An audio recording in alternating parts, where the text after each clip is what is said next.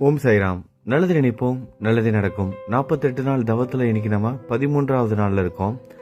நேற்றைய பதிவில் ஸ்ரீ குரு, அதாவது ஸ்ரீ நரசிம்ம சரஸ்வதி அவர்கள் மறைவான வாழ்க்கையை மேற்கொள்வதற்காக வைத்தியநாதம் என்ற இடத்திற்கு சென்றார் அப்படிங்கிறத நம்ம படித்தோம். அவர் அங்கே மறைமுகமாக வாழ்வதற்காக என்னென்ன செய்தார், ஏன் மறைமுகமாக வாழ்ந்தார் அப்படிங்கிறத தான் தெரிஞ்சுக்க போகிறோம். இன்றைய பதிவு மிக மிக ஒரு முக்கியமான பதிவு. எதனால் அப்படின்னா, நிறைய புண்ணிய ஸ்தலங்களோட பெயர்களை நம்ம கேட்க போகிறோம். நம்ம போக முடியாத இடத்தோட பெயர்களை கேட்டாலே நமக்கு புண்ணியம் சேரும். நிறைய புண்ணிய ஸ்தலங்கள் இருக்குது. அது எல்லாத்தையும் நம்ம தெரிஞ்சுக்க போகிறோம். ஒரு சில புண்ணிய ஸ்தலங்களுக்கு நீங்கள் போயிட்டு கூட வந்திருக்கலாம்.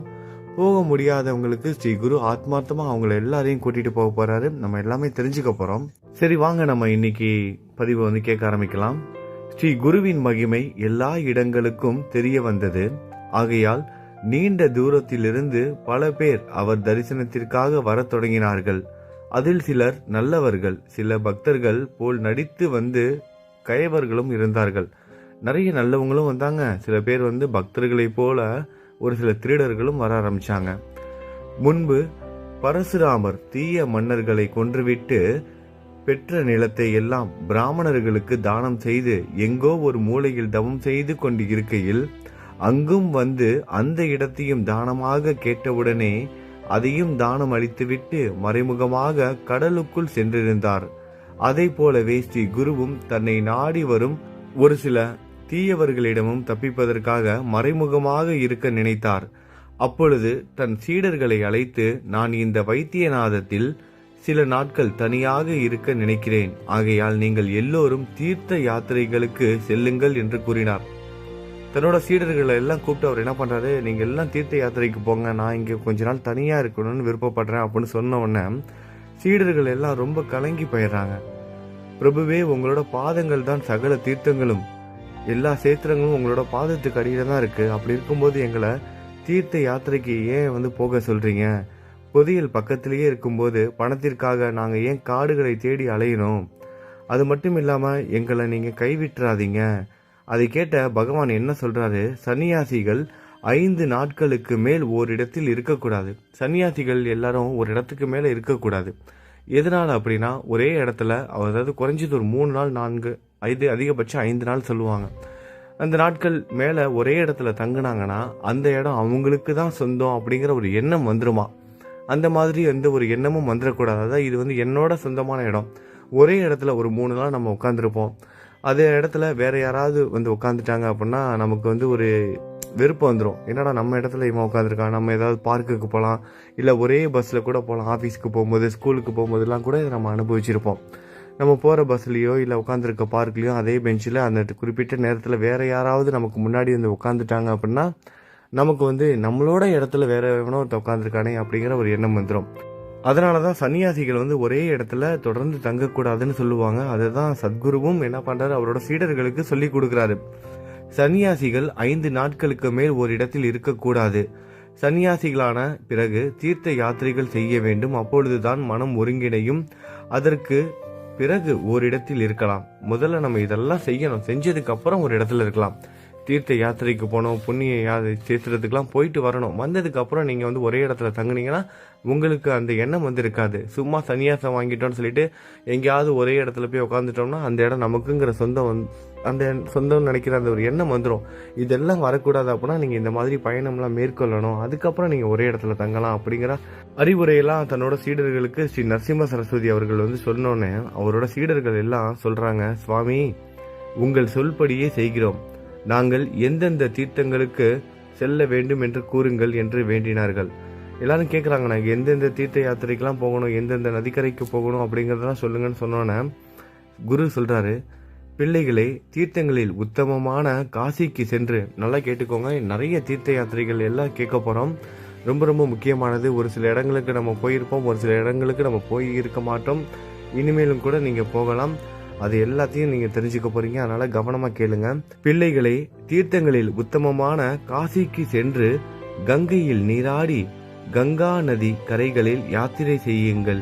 பிறகு யமுனை, சரஸ்வதி நதிகளில் கூட இப்படியே செய்யுங்கள். இதனால் பித்ரு தேவதைகளுக்கு மகிழ்ச்சியும் உங்களுக்கு பிரம்மலோக பிராப்தியும் கிடைக்கும்.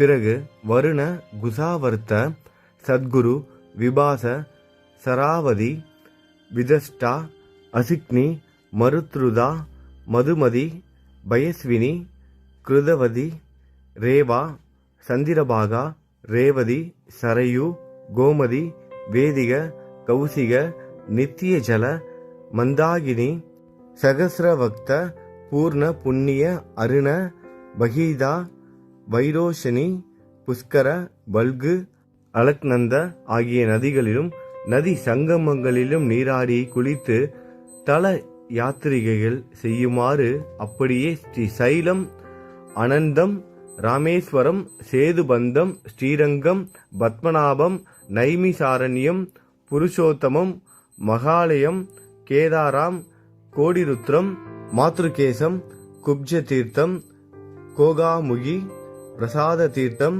விஜய தீர்த்தம் சந்திர தீர்த்தம் கோகர்ணம் சங்கு கர்ணலம் ஆகிய தீர்த்தங்களில் நீராடுங்கள்.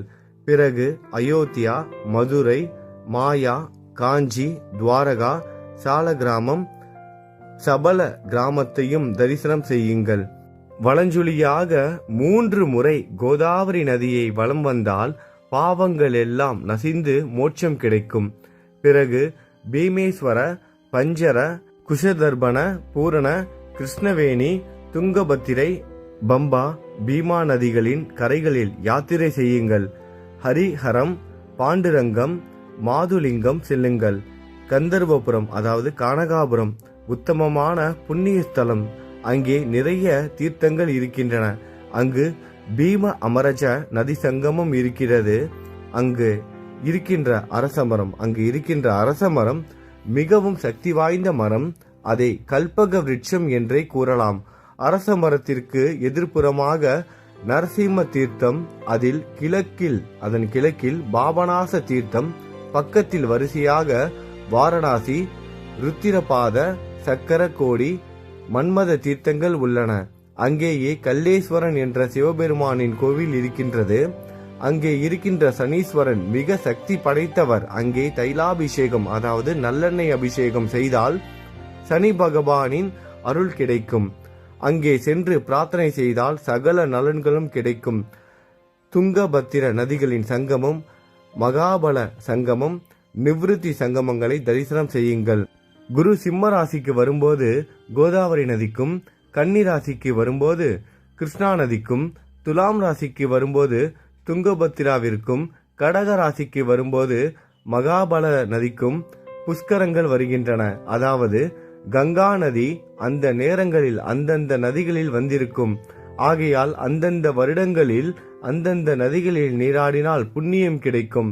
நதிகள் சமுத்திரத்தில் சேருகின்ற இடங்களில் நீராடினால் புண்ணியம் கிடைக்கும். சேஷாஸ்திரி அதாவது திருப்பதி, ஸ்ரீரங்கம், கும்பகோணம், கன்னியாகுமரி, மத்ய தீர்த்தம், பக்ஷி தீர்த்தம் முதலியவை முக்கியமானவை. பரமேஸ்வரன் இருக்கும் தனுஷ்கோடி, ஸ்ரீரங்கநாத சந்நிதியிலுள்ள காவேரி, புருஷோத்தமத்தில் உள்ள சந்திரகுண்டமும் கோடி தீர்த்தமும் முக்கியமானவை. மகாலட்சுமி வசிக்கும் கொல்காப்பூர், கிருஷ்ணா தீர்த்தத்தில் உள்ள பில்லவாடியில் புவனேஸ்வரி மாதா இடத்திலும் தவம் செய்தால் ஈஸ்வர பிராப்தி அடையலாம். வருண சங்கமத்தில் நீராடி மார்க்கண்டேயர் என்ற சங்கமேஸ்வரை பூஜிக்க வேண்டும். அமரபுரத்தில் உள்ள கிருஷ்ணவேணி மற்றும் பஞ்சநதி சங்கமத்தில் 3 நாட்கள் குளித்து உபவாசம் இருந்தால் சகல கோரிக்கைகளும் தீர்ந்து பரமார்த்தம் கிடைக்கும். யுகாலயம், சூர்பாலயம், கபிலாசிரமம், கேதாராம் ஆகிய புண்ணிய ஸ்தலங்களுக்கு செல்லுங்கள். ஸ்ரீ தத்தாத்ரேயரின் சேஸ்திரமான பீடாபுரத்திற்கு செல்லுங்கள். பிறகு மணிகிரி, ருஷாபாத்திரி, கல்யாண நகரம், அகோபிலம் செல்லுங்கள். கடகராசியில் சூரியன் வரும் நாட்களில் நதிகளுக்கு தீட்டு தோஷம் இருக்கின்றது. அந்த நாட்களில் நதிகளில் நீராட கூடாது. இது நதிக்கரையில் வசிப்பவர்களுக்கு பொருந்தாது என்று கூறினார். அப்பொழுது சீடர்கள் பகவானை வணங்கி அவரின் ஆசிகள் பெற்று தீர்த்த யாத்திரைக்கு சென்றார்கள். நான் மட்டும் அவருக்கு சேவை செய்வதற்காக அவருடனே இருந்து விட்டேன். அதாவது நம்மளோட சித்த முனிவர், நமக்கு இந்த கதையெல்லாம் சொல்லிட்டு இருக்காருல, நம்மளோட சித்த முனிவர் மட்டும் நரசிம்ம சரஸ்வதி குரு அவர்கள் கூடயே தங்கிட்டாராம். மற்ற சீடர்கள் எல்லாரும் தீர்த்த யாத்திரைக்கு போயிட்டாங்க. சித்த முனிவர் மட்டும் பகவானுக்கு சேவை செய்வதற்காக அவர் கூடவே தங்கிட்டாரு. குருவோட அனுமதியோட தான் தங்கினாரு. அவரு குருவுக்கு சேவை செய்வதற்காகவே அவர் மட்டும் தீர்த்த யாத்திரைக்கு போகாம ஸ்ரீ குரு கூடவே அவரும் தங்கிட்டாரு. மேலும் என்ன நடந்தது அப்படிங்கறத நம்ம அடுத்த நாள் பதிவுல கேட்கலாம். நல்லது நினைப்போம், நல்லதே நடக்கும். ஓம் சாய்ராம்.